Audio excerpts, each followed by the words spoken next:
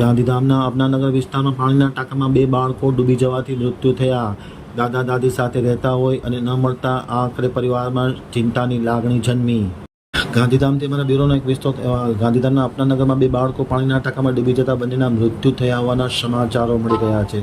મૃત્યુ થયાના સમાચાર મળતાની સાથે તેમના પરિવારમાં શોકની લાલીમાં છવાઈ ગઈ હતી.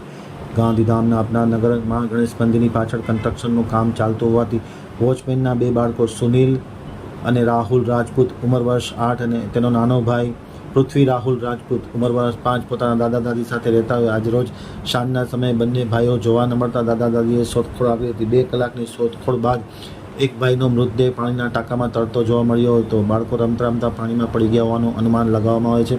તાત્કાલિક અસરથી બંને બાળકોની શોધખોળ શરૂ કરવામાં અને બંનેના મૃતદેહ મળી આવ્યા છે.